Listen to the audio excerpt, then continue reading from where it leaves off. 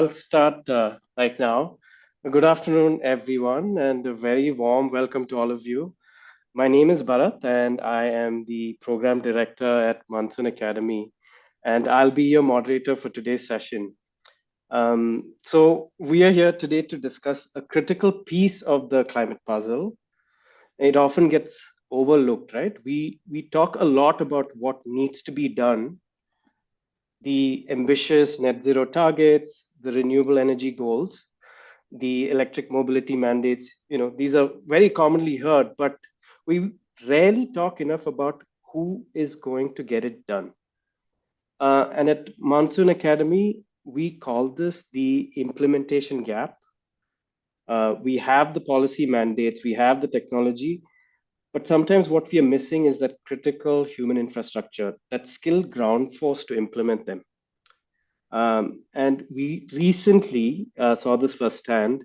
We just concluded our Climate Action in Cities Fellowship, where we partnered with the Maharashtra State Climate Action Cell, and we trained about 120 city officials from 44 cities.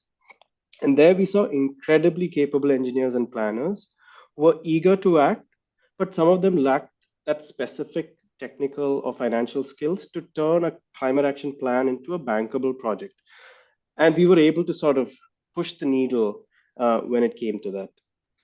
So, to discuss how we close this gap, I'm joined by a stellar panel, and I'm honored to be hosting such an incredible group of people.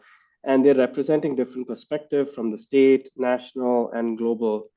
Um, and I'll just start right away by introducing our panelists for the day.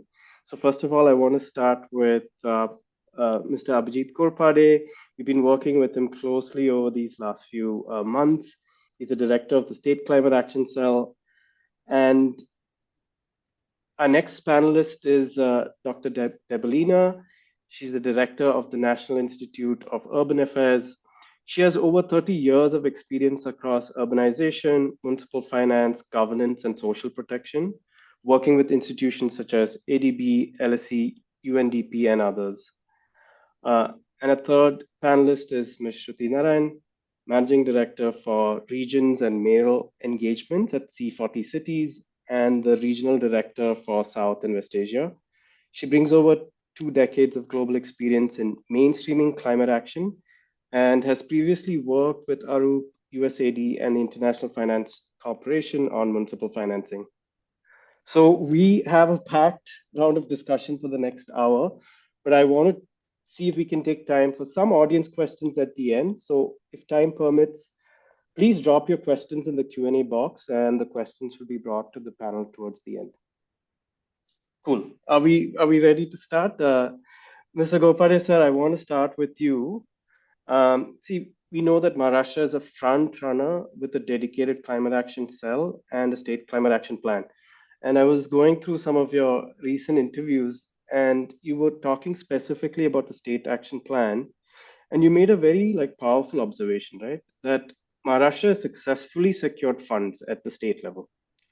But you also said that you noted a critical bottleneck at the local level, specifically a lack of bankable projects. And perhaps this is due to insufficient monitoring or capacity.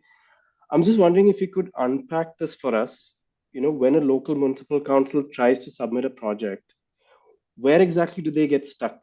Is it technical? Is it the financial modeling, or is it something else? Yeah, thank you. Thank you, Bharat, for inviting me to this panel discussion today. And we're all aware that the challenge of climate change is aggravating year on year. We are all witness to the havoc which the recent receding monsoons cause in the states of Himachal Pradesh, Punjab, uh, Kolkata, Darjeeling, even back home here in Marathwada. Uh, the specter is really uh, great. I mean, it's looming large over our heads, and the incidence of climate change related impacts in terms of heat waves, wildfires, sea level rise, erratic rainfall, droughts, floods, and cyclones is increasing day by day. Uh, But of course, the fact remains that though it is a global challenge, the actions to mitigate the impact of climate change ought to be local. And we know that India uh, is committed to combating climate change by virtue of being a founder member of UNFCCC. We recently had COP30 at Belém. We are a signatory to the Paris Agreement, and Honorable Prime Minister has announced the goal of realizing net zero for the country by 2070. Uh, but Maharashtra, if you look at the Indian context, then we are a frontline state and we are an engine of India's economic growth, one of the most industrialized states in the country, uh, contributing the highest to the national GDP at 13%. We're the largest subnational economy of the size of 480 billion US dollars and aspiring to be India's first trillion-dollar economy by 2030. But there's also a flip side to this economic success story, which is in terms of climate change. We are also the highest contributors to the national greenhouse gas emissions at a rate of 10%. Now, the greatest policy challenge that we are facing is this: how do we reconcile these twin objectives of realizing net zero by 2070 on the one hand, and still aspiring to be the country's first trillion-dollar economy? And the solution lies in chartering uh, what we call the long term low emission growth strategies, development strategies, which have been incorporated in the state action plan on climate change.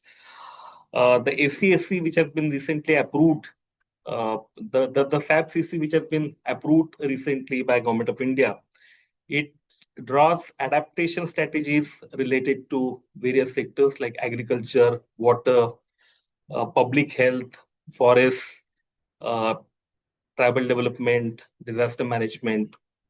And also, there are mitigation strategies towards energy, industry, and transportation. But implementation of these, which is primarily the responsibility of various departments, how would they do it without adequate climate finance? The SAP-CC talks about climate finance. Uh, it talks about the strategies for resource mobilization. If you look at the last year's budget for the state, then the state expended about 11.95% of its budget on climate related actions.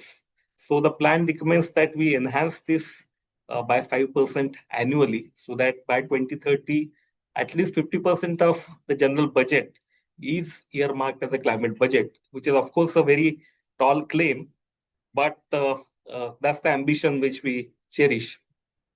So, for all the adaptation related strategies and the mitigation strategies, the climate budget which the SAPCC recommends is to the tune of 3 lakh crores of rupees till 2030. But then the next step is, of course, unrolling climate action at the grassroots level through the municipal corporations for the cities, uh, especially the Amrut cities and the districts. So, for that, we have set up the district climate action cells and the city climate action cells. Uh, the city climate action plans are being formulated. 4 cities have so far formulated the city climate action plans, including Mumbai. Mumbai was the first one in South Asia to do it. But besides Mumbai, Solapur, Nasik, Chhatrapati Sambhajinagar, these cities have released their climate action plans. 6 others are in the pipeline. Uh, Climate budget is an essential component of the city climate action plan. And Mumbai was the first city to have a climate budget. Now, this is the second time which it has reported the climate budget. In the first budget, almost 32% of its kitty was earmarked as climate budget. Now it has gone up to 38.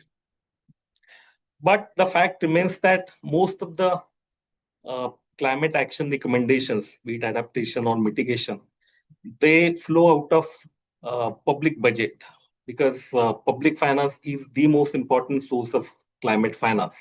And when you talk about the local self-governing bodies, especially after the octroi was abolished, most of the corporations have very dwindling public finance, and they have to rely mostly upon the state government for financial support in terms of the GST contribution.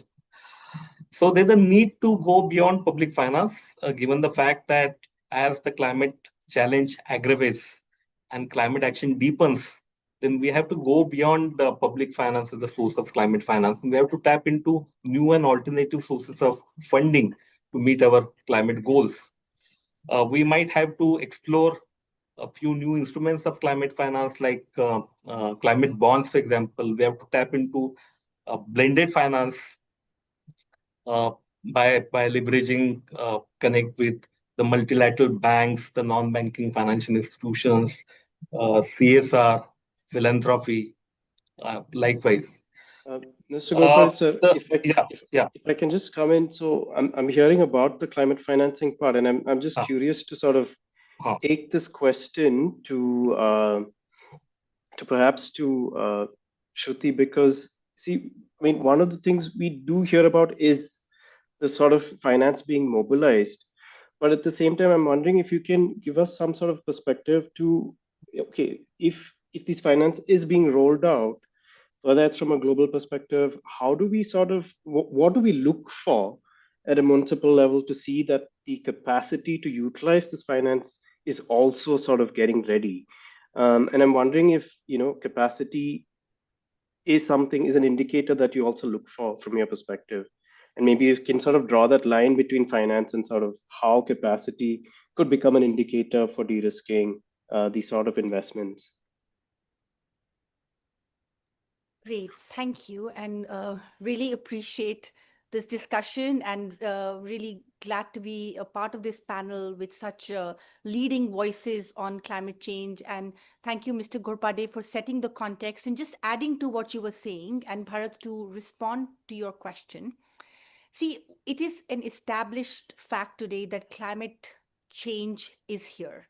There is not a single city across the world that has not felt the impact of climate change.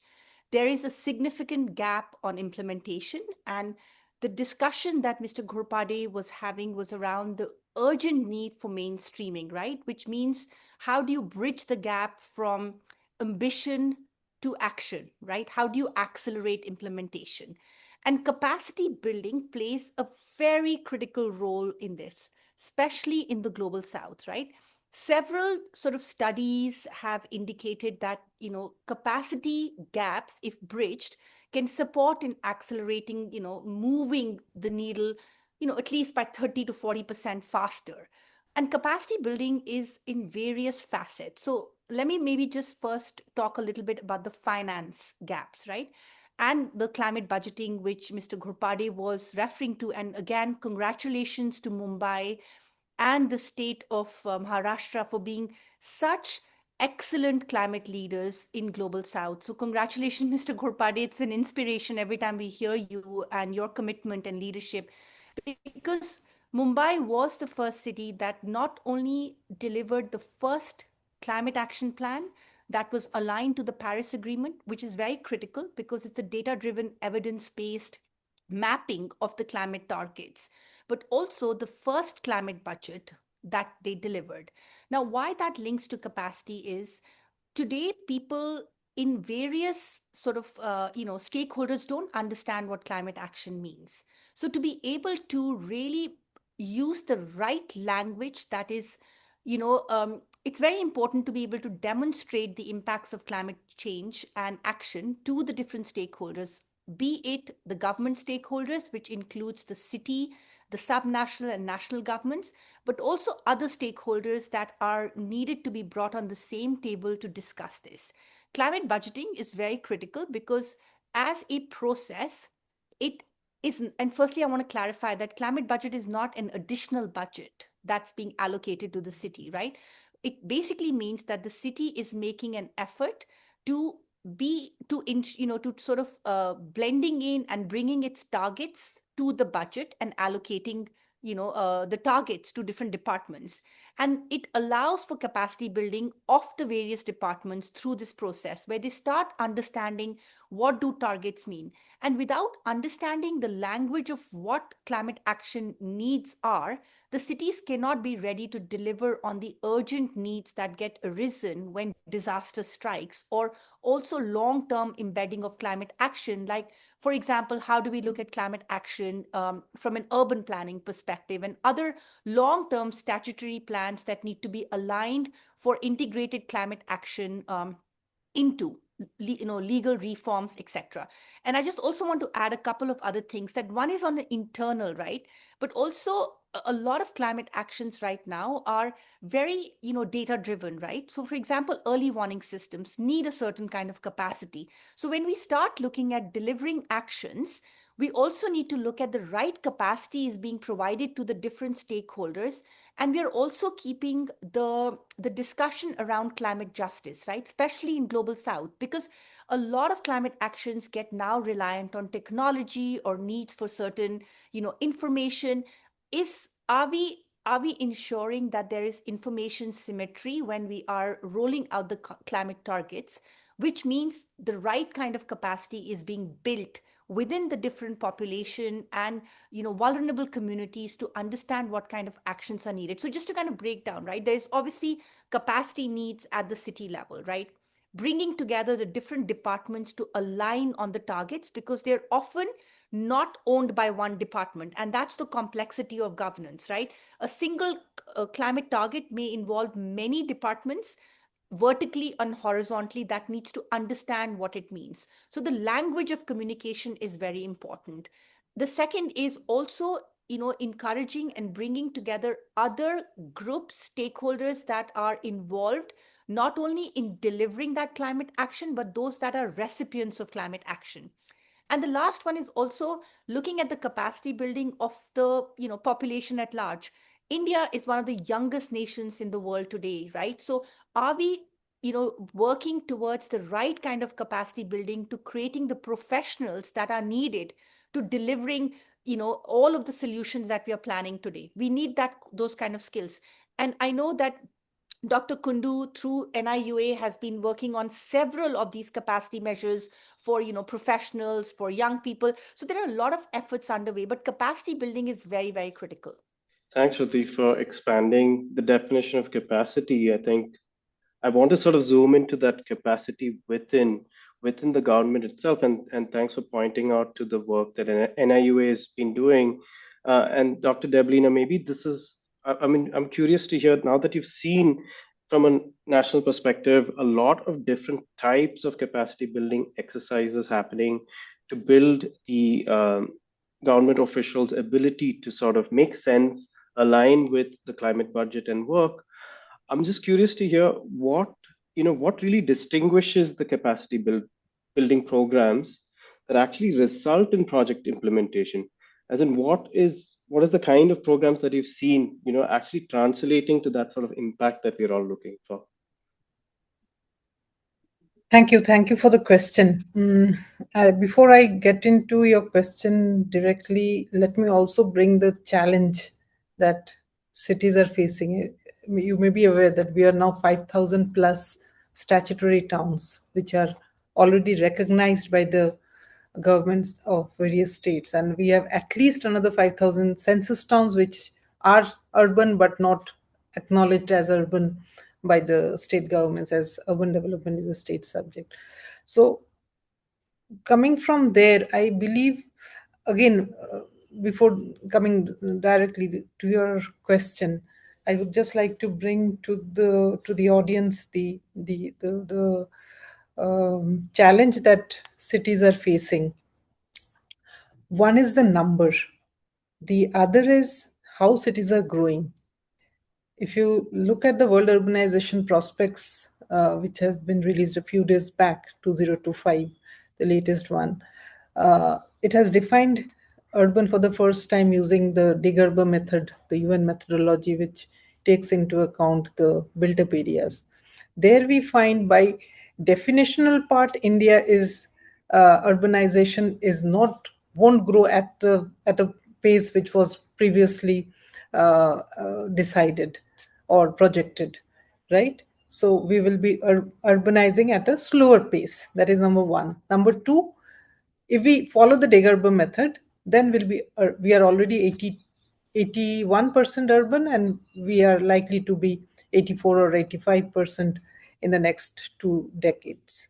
The pace would be slow, but we are already 80+% urban. So these statistics really confirm that Indian urbanization is not happening in the cities per se, but in the periphery, in the transitional areas, which we call pre-urban or transitional. So which really throws up the challenge of, one is finance. We do have a dearth of finance. If a recent study showed that only 42 number of metropolitan cities contribute to 75% of own source revenues. So if you look at the gamut of 10,000 plus urban local bodies, they are in a position where they cannot fund their urban infrastructure. Forget about climate.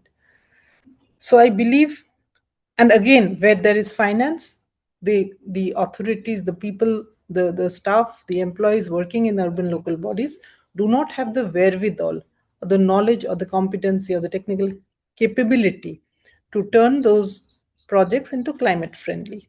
Or even if we do not take the climate lens, even for normal day-to-day functioning, I think many of the project preparation is becomes a challenge for many of the small and medium towns, right? So coming back to your question, I think it is important to train the officials, and training needs to be looked as an education. And I think Shruti ji did mention about the demography, that about we are one of the youngest countries in the world. So if we really want to harness the demography, go for demographic dividend, I think education is very important. A recent study by the Gift City found that I think 80% of the graduates are unemployable. 10% are employable if their skill upgradation happens, and only 10%, the remaining 10%, can come directly to the labor market. So So we're expecting if, a yeah, younger sort of workforce to. so this young workforce need to take education seriously, and with AI coming over in a big way, I think we need to focus on education as one of the very important pillars. That is number one. Number two, I think data is also very important. We have data for 225 cities, 100 smart cities, and another the remaining large cities of India, where we did a smart cities assessment framework. So now maintaining this data and working on the data becomes very important when we look at climate, and also acknowledging that anything we do, I think brown infrastructure, gray infrastructure needs to have a climate lens. In whatever we do, the first cross-cutting thing should be climate. So that becomes important. And also, I believe when we are looking at various interventions, the binary between rural and urban needs to get blurred, because there is no strict limit between rural and urban now. So when we are talking about capacity building, I think the perspective of our city managers or employees working in various ULBs, that also needs to be oriented towards how we are urbanizing and what are the demands thrown up by urbanization. And we have recently come up with a climate project preparation facility at NIUA. It has just begun, but I think this facility also needs to be there in every state.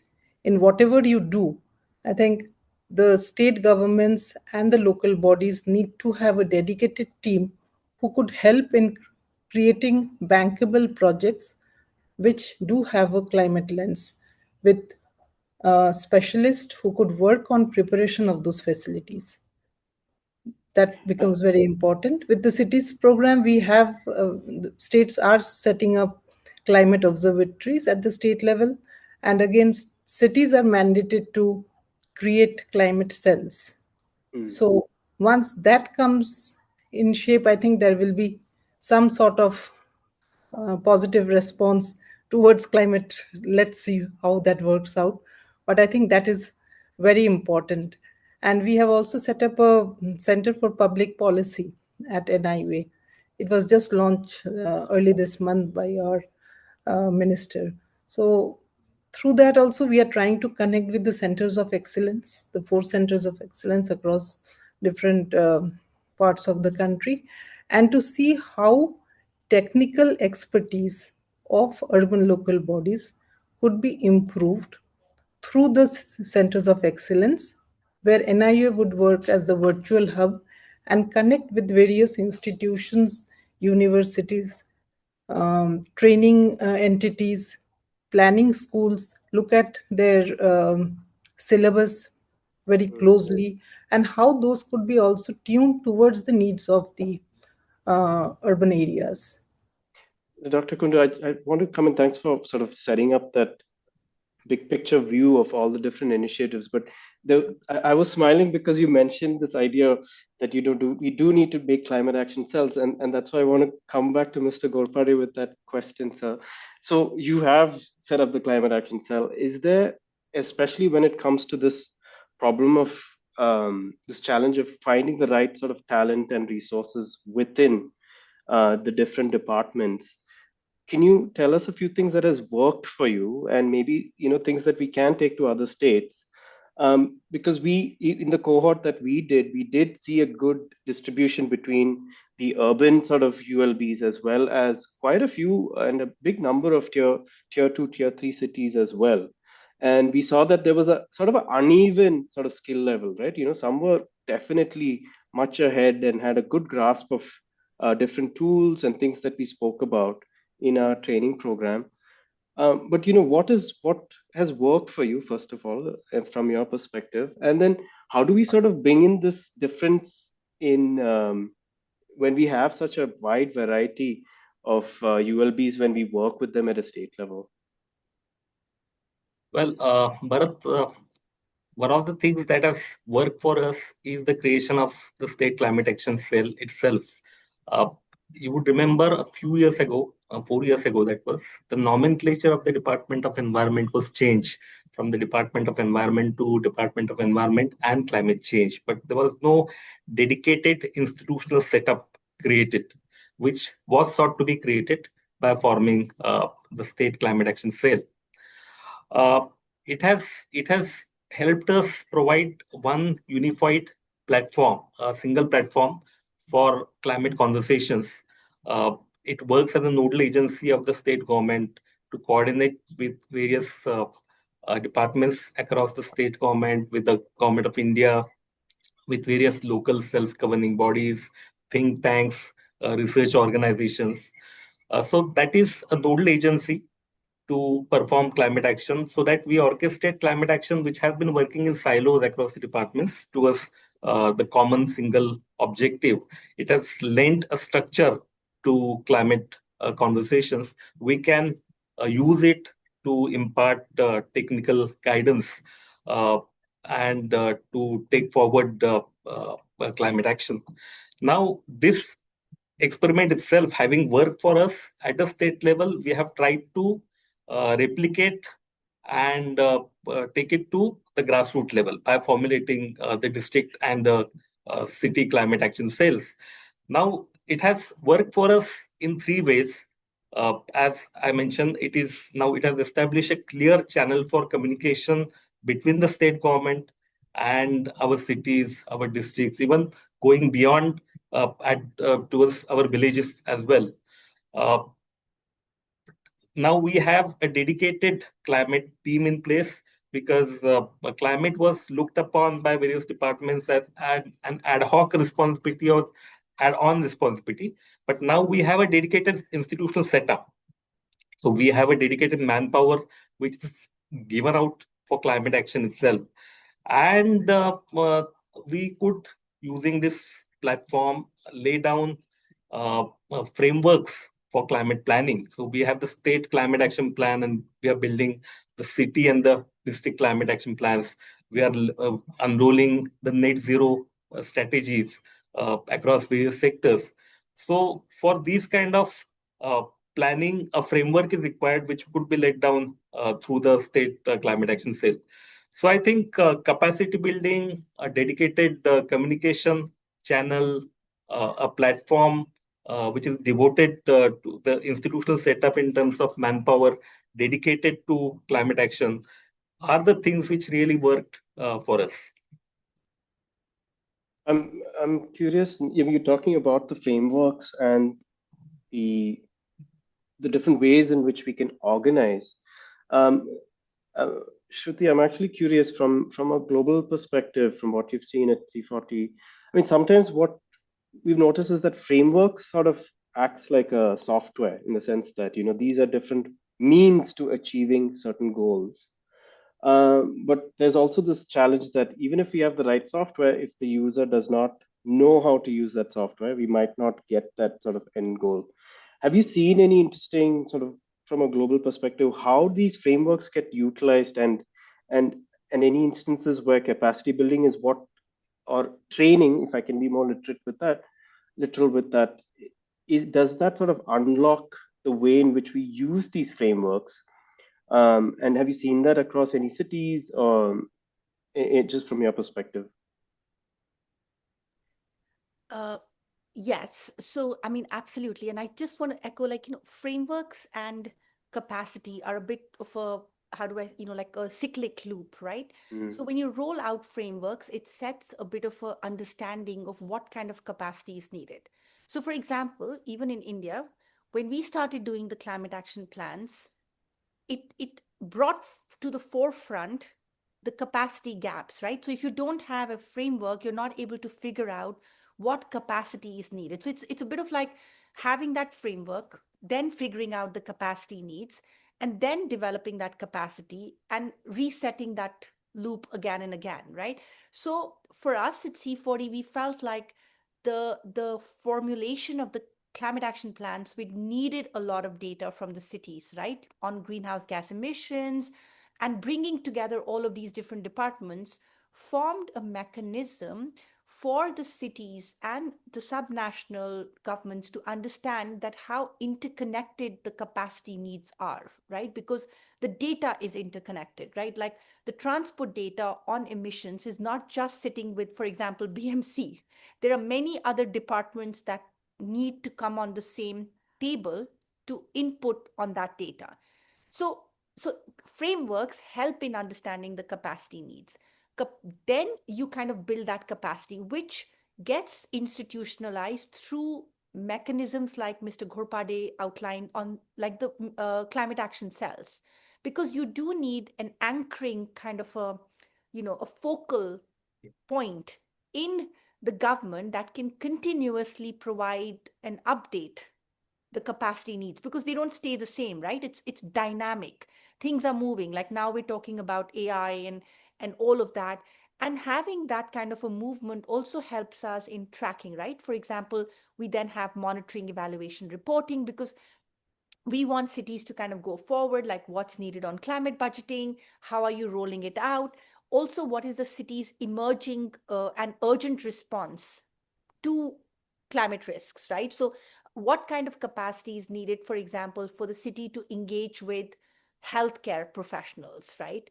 And also can, provide, because if you talk about now, we're increasingly seeing health is becoming the human face of climate change, right? So how are you providing capacity to external, to the city government per se, and bringing them on board with the capacity, right? So it's a never ending loop, and capacity needs to just always, I mean, I think we always need to just be very working on capacity development, right, on all fronts, because even when we talk about finance, like the credit worthiness of the cities, right, how are you creating a good accounting systems? What is your processes so that you're making the city? Of course, there is also the city's ability to be credit worthy, which I'm not discussing because that's a very debatable topic on how city earns its money and all of that. But having good accounting systems makes, having the capacity to operate projects well, because like Mr. Gurpade talked about earlier, that there are many other mechanisms like climate bonds,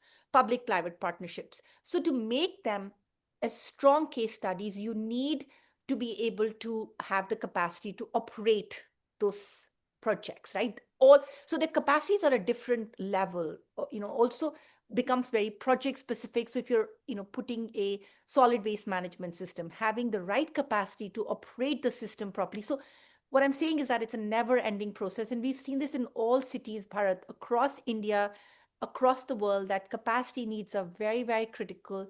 You need to mainstream them, you need to institutionalize capacity needs through mechanisms like having climate cells or others, and also linking up to institutions like the NIUA in different countries where they are putting out capacity development programs, skilling, upskilling, different people, and then resetting that as per the new frameworks coming out.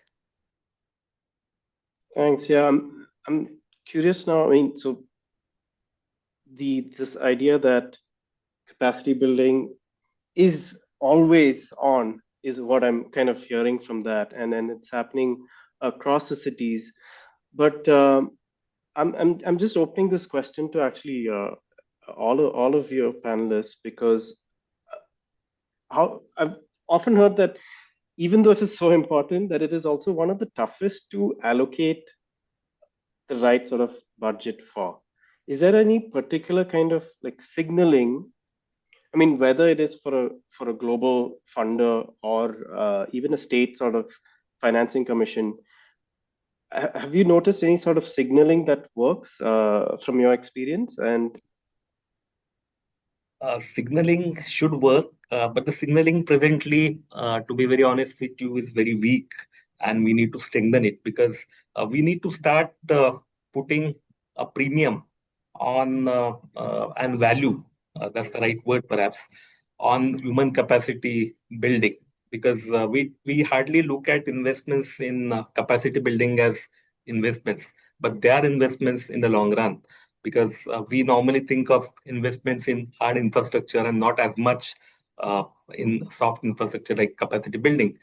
So what we need to do is we have to put a cost on the investments that we make in capacity building. We have to uh, list out the different elements, like it could be what would cost forming the city climate action cells, what would cost training the people who man those cells.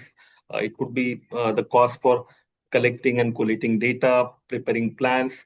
Uh, we have to budget the training and the capacity building, and also as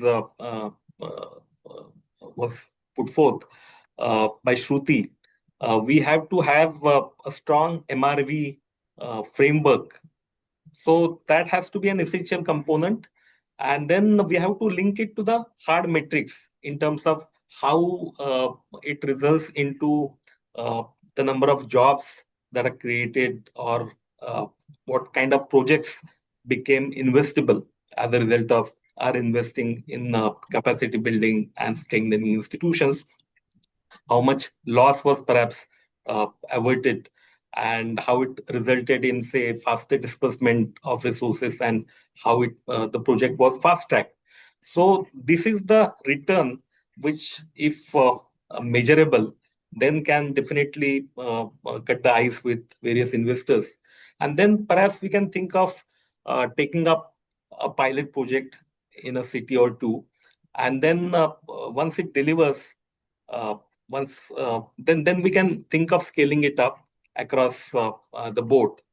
So we have to build, I suppose, multi-stakeholder consultations. You mentioned representation from, say, the Finance Commission, could be representation from multilateral institutions. If they're all working on the same platform, then that would help us adjudge and find out the gaps firsthand. And then when you talk about blended finance institutions, then institutions like the World Bank, they also they not only impart technical knowledge, but also help us in capacity building of various projects. Recently, I was myself at Vietnam for 8 days training related to the M-Shore project, the project that we have for building coastal resilience in our state. So we have to embed capacity indicators in the project appraisal so that they become convincing and economically, financially viable. And then we can think of them publishing this yearly so that that becomes a routine and not something, an ad hoc kind of a thing. And if lastly, if we could link these activities with adoption of digital technology, which is happening now in the government, say e-governance, then that would really make the implementation of the project a lot more efficient. Thanks, Mr. Gopal. So, there was a couple of points that came also from earlier. I think the idea that data becomes a shared resource, and it's one of the ways in which we can sort of break silos, right? So, I'm just taking a step back because I felt that there was an opportunity to just spend a little bit of time in this data. We do talk about data's availability. Sometimes there's not enough data, but even if we do start collecting the data, do we have the resources to work with it? Is it embedded within the state level or the municipal level teams, or are we sort of relying on other people or other talent to do it now? What might that sort of look like, the data in operational, or skill to work with data? What might that look like?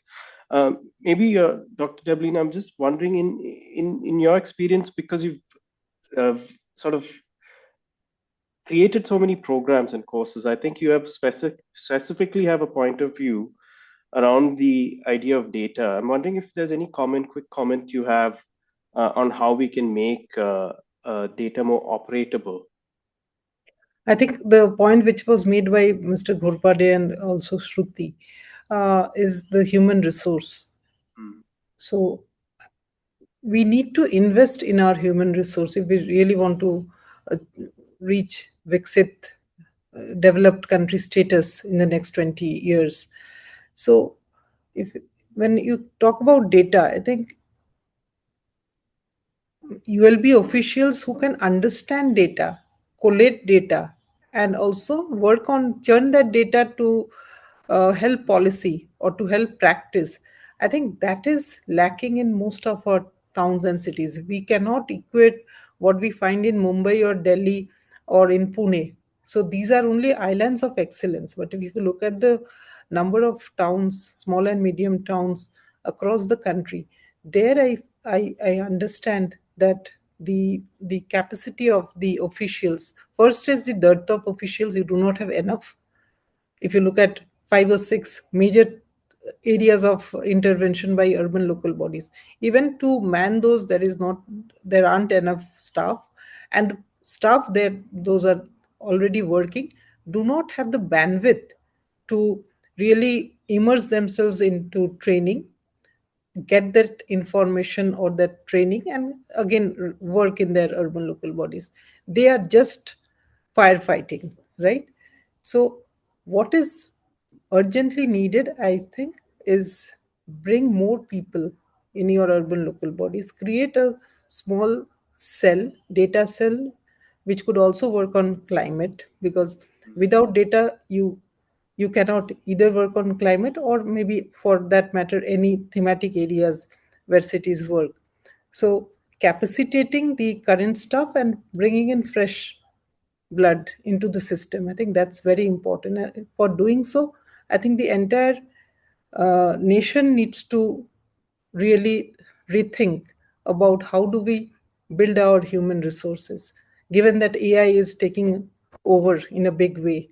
So the skill requirement is very important, and whether do we have the skills to collate and also to analyze the data and come up with solutions that can be really tested and innovations put in place where cities could thrive.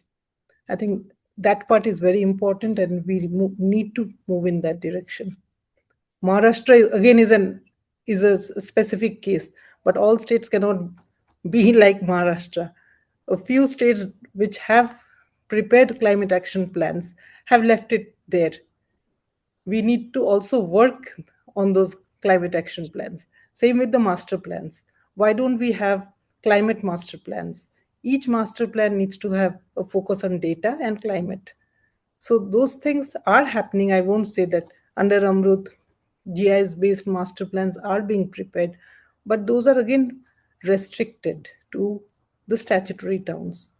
So we, as I mentioned, we need to now go for a regional perspective beyond the city boundaries to the areas where the actual challenges are, and refocus on city as a whole, as a growth hub, and also creatively redevelop our existing cities.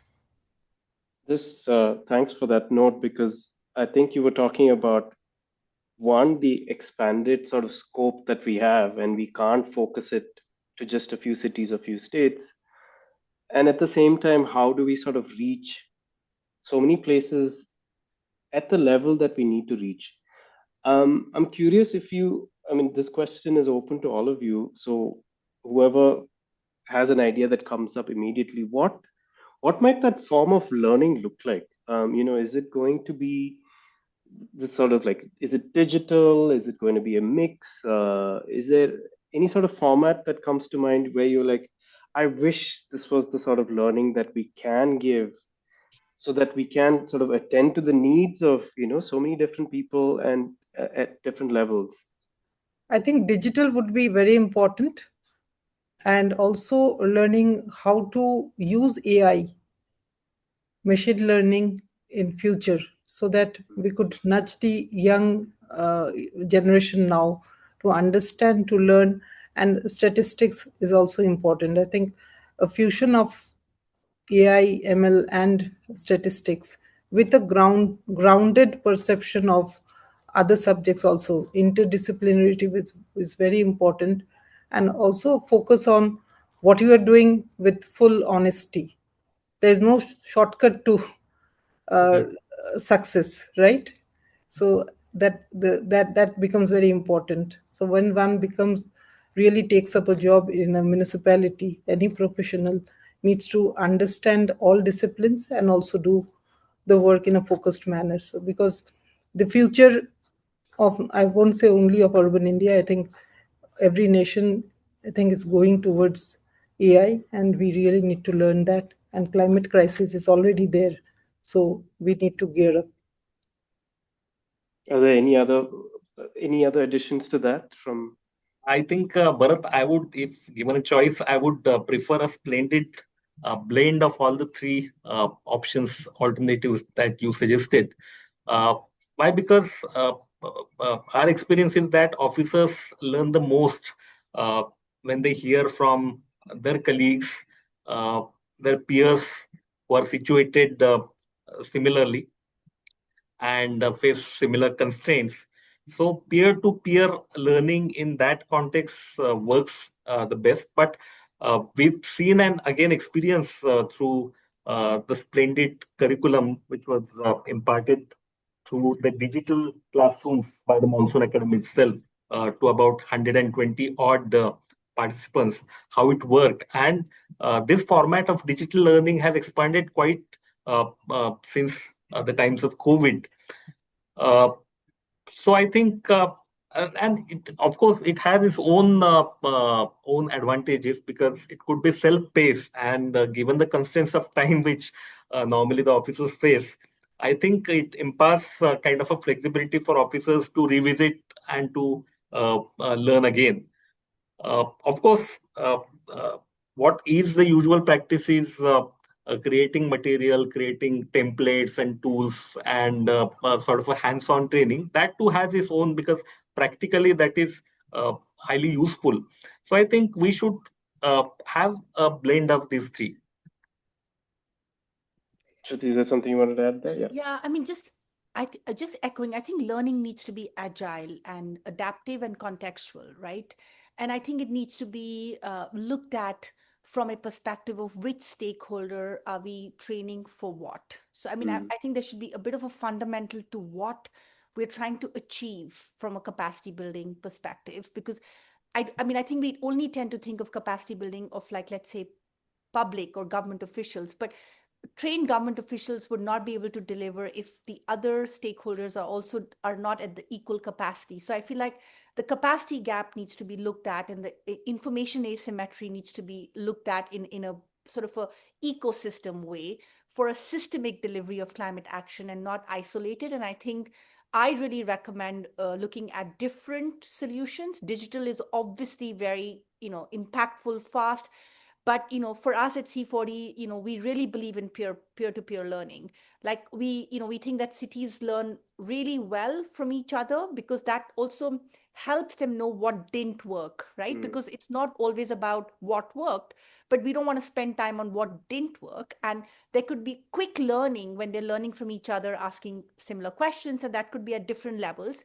And the other kind of capacity building is also like what Dr. Kundu was talking about, that like some of the mega cities in India and around the world have the more capacity, right, in general, to provide the training, etc. But what happens to the growth trajectory of global south, which is on tier 2, tier 3 cities, the peri urban areas? So I think also providing a bit of a lighthouse and bringing those cities around.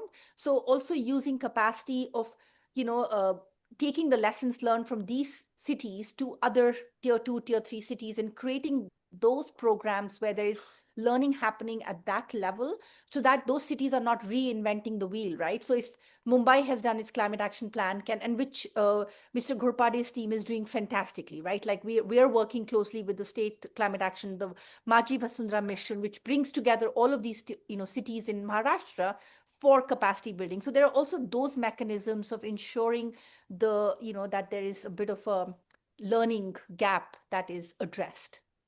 I If have I may time, add, if I may please. add, sorry for that.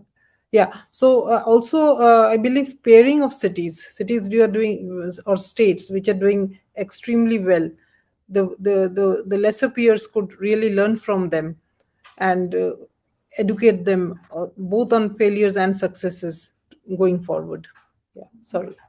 No worries. Thank you so much. I have time for one just quick sort of a rapid fire round.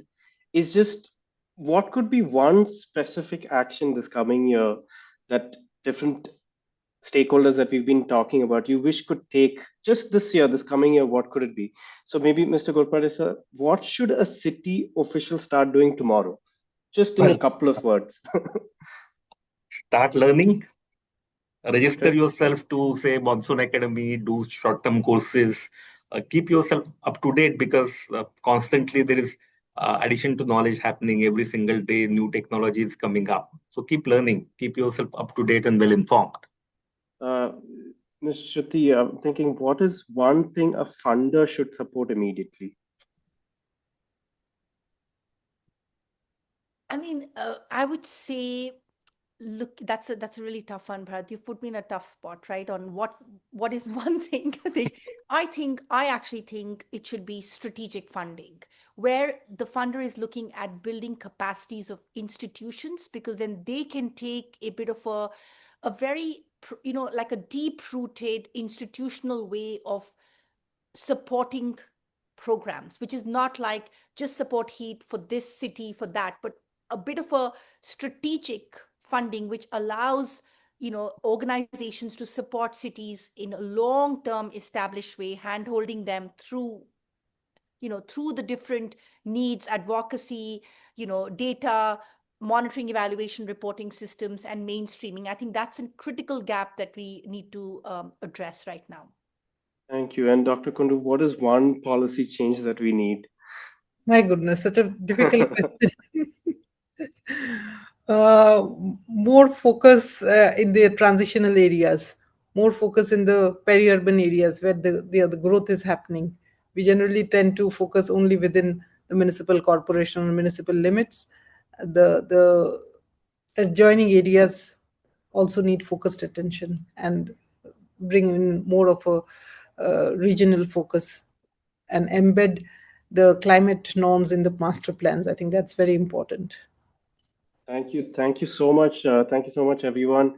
I think thanks for the panelists for taking time to be with us here at Monsoon Academy. I really, really appreciate it. I think the consensus is pretty clear. I think we use the word capacity in many different ways, but the journey to a climate-ready India starts with raising the ground force. And at Monsoon Academy, we're really committed to it. Starting with the public sector, we feel it's the biggest ship to move, but it'll also unlock the maximum amount of co-benefits. And so we're starting there, but we are also looking at how we can bring our programs to other equally important stakeholders, which would be the young sort of workforce and also the corporate world. So stay tuned. And for the audience, if you want to be part of the solution, whether as a learner, a partner, or a supporter, please reach out to us. Thank you all for joining, and I hope to see you all in the span of next year and see what has happened with this one ask. So thank you so much. Thank you. Thank you, Shruti and Nebulina, both of you. Thank you. Thank you. Bye.